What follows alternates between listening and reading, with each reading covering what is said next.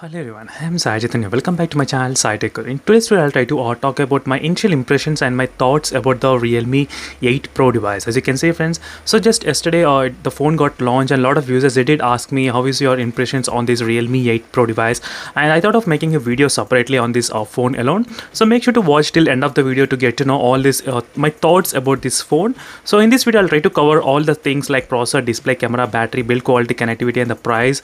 So all the things which they mentioned on the stage, I'll try to talk about those things in this video.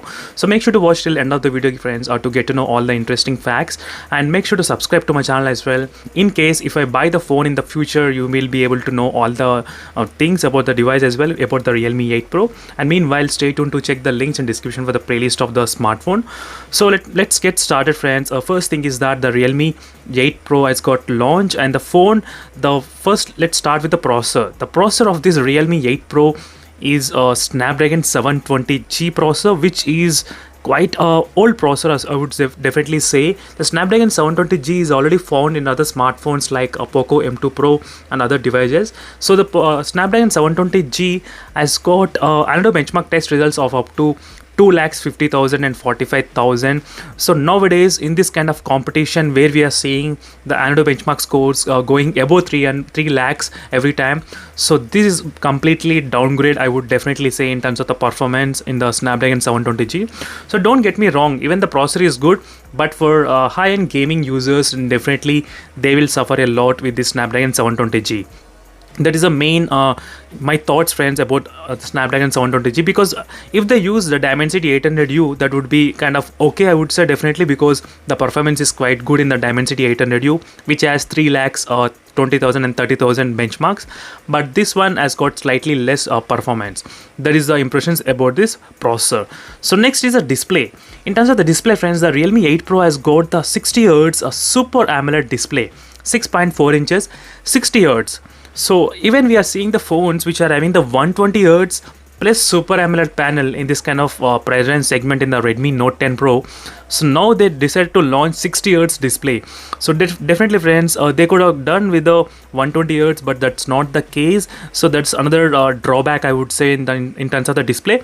So processor and the display can be the drawback for the gamers. So I'm talking about gamers point of view, not a normal point of view. If you talk about the normal user point of view, maybe these two would be kind of good, and they'll be definitely satisfying their needs as well, because having 60 Hz, that will also impact a very good battery life as well. You might get more extra battery life. That's also another reason. So these are my few thoughts about the processor and the display. So next, my thoughts about the camera.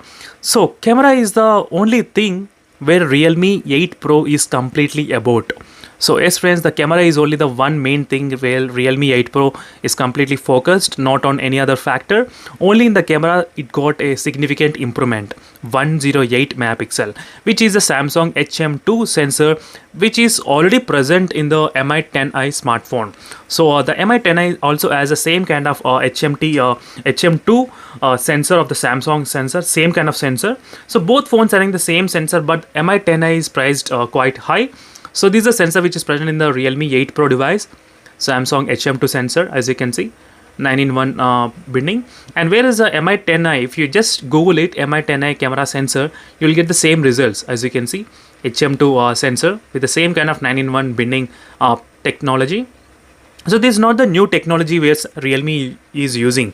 So 108 megapixel is a new for the Realme phones. So for the Realme phones, this is the first time they're using the 108 megapixel, but not this is not for the new, for any other smartphone. We did see 108 megapixel in the Redmi Note 10 Pro Max as well, even in the Mi 10i. So definitely friends, in the camera, don't fall for this kind of trick for 108 megapixel camera, I would definitely say.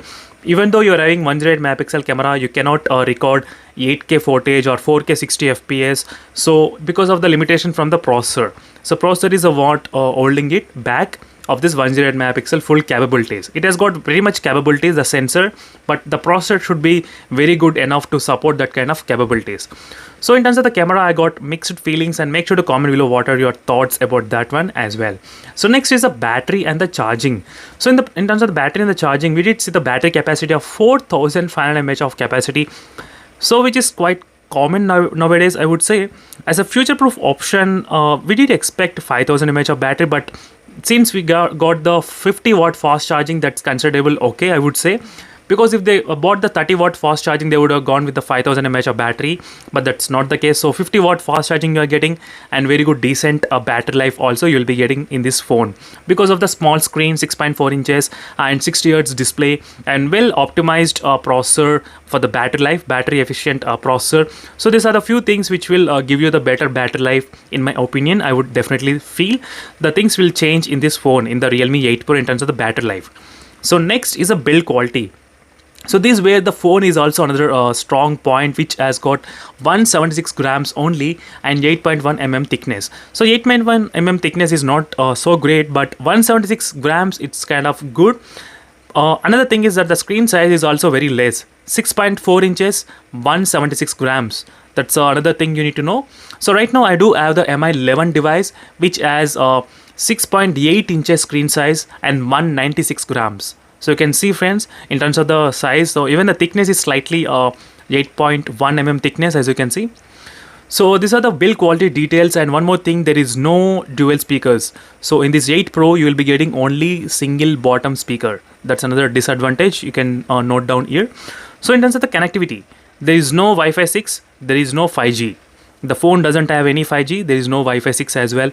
So next is the pricing. The pricing of this phone is available for about 17,499, I think 17,999. So let me quickly double check the price of this phone as well. I think 17,999, as you can see, friends, 6GB and 128GB variant you are getting for this kind of price range. So 17,999. So for 18,000, so I think it's kind of only worth for the camera, but nothing much got changed and improved in this phone. If they gone with the processor of Snapdragon 750G or something like that, then maybe I would have recommended. But Snapdragon 720G is already 1 year old processor, and I'm not sure why they're still using that kind of processor in this phone by keeping the price 18,000. So for 18,000, it's kind of tough decision, friends, definitely, because you do have another option, Redmi Note 10 Pro Max, same 108 megapixel camera, and with better processor, 732G processor, which is a 732G, which is quite slightly better than this normal 720G processor, I would definitely say.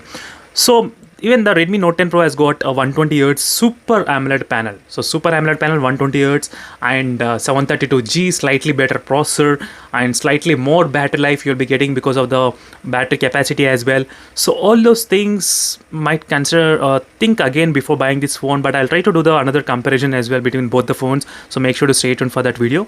So that's it, friends. This is a quick comparison between both the phones, and thank you for watching this video, and see you in the next video, friends, for more interesting comparisons. Until then, stay tuned. Bye.